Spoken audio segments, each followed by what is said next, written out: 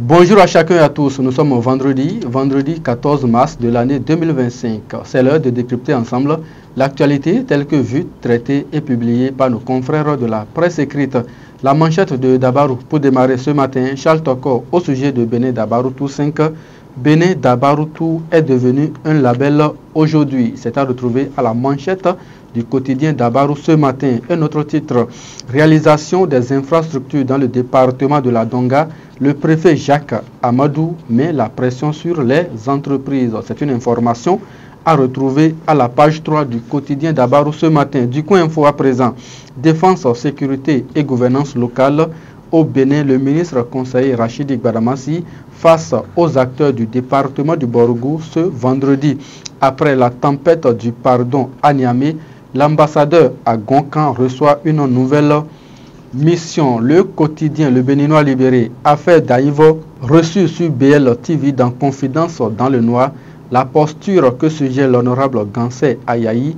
Le député bloc républicain veut voir Yaï en paix avec sa conscience pour le bien du parti Les Démocrates. Cette information est à retrouver dans les colonnes du journal de Aboubakar Takou ce matin.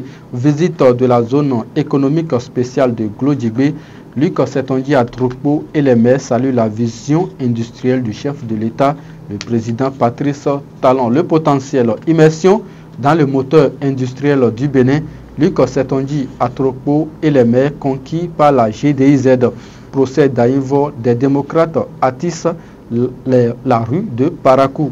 Une mobilisation annoncée qui interroge sur leur vision de la démocratie. La nouvelle tribune Assemblée nationale, la loi sur la chefferie traditionnelle votée, nous informe le quotidien. La nouvelle tribune procès d'Aïvo, une affaire judiciaire sous haute tension, peut-on lire à la page 4. La guérite, Dr Yessoufou Maroya à propos de la présidentielle au Gabon.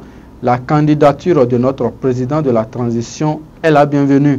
Le consul honoraire du Bénin au Gabon séduit par l'engagement de Olengi Nguema dans le secteur dans le social, l'éducation, les routes et bien d'autres secteurs. Matin libre, diplomatie à Gonkan après le bâton, la carotte.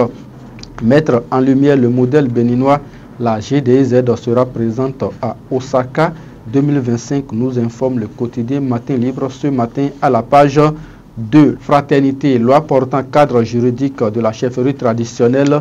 La large majorité des députés approuve la quintessence de la loi sur la base de la période avant la colonisation, nous informe le quotidien Fraternité ce matin. Visite des maires à la zone économique spéciale de Glodjibé. Luc Setonji à Troukpo et ses pairs félicitent Talon pour sa vision éclairé. Le matinal, cadre juridique de la chefferie traditionnelle au Bénin. L'intégralité de la loi adoptée est à retrouver de la page 1 à la page 5. 16 royaumes, 82 chefferies supérieures, 10 chefferies coutumières reconnues. Plusieurs avantages conférés au roi, des sanctions prévues en cas de manquement. La nation, remise de lettres de créance au chef de l'État. 10 nouveaux ambassadeurs s'installent. Vote de la loi sur la chefferie traditionnelle. 16 royaumes reconnus. Au total, au Bénin, peut-on lire à la page 7 du quotidien du service public. Les autres titres du quotidien Maison Dabarou à présent, suite à la publication de Dabarou sur la pénurie d'eau à Pérouguera, la SONEB à l'écoute des usagers rétablit la situation. Talk show à l'université de Parakou. Yannick Ochumare préoccupé par l'entrepreneuriat des jeunes, nous informe le quotidien Maison ce matin. Dynamisation de la diplomatie béninoise, 10 ambassadeurs accrédités au Bénin. Ce sera tout, mesdames et messieurs, pour la revue des titres de ce matin. Nous sommes vendredi 14 mars de l'année 2025. Ce sera tout également pour cette semaine. Merci d'avoir été des nôtres. Retrouvez un autre numéro de la revue des titres sur Dabarou TV lundi prochain avec Folana Yabi. Merci de nous avoir suivis. Bonne prière à tous les fidèles musulmans du monde entier et bon week-end par anticipation.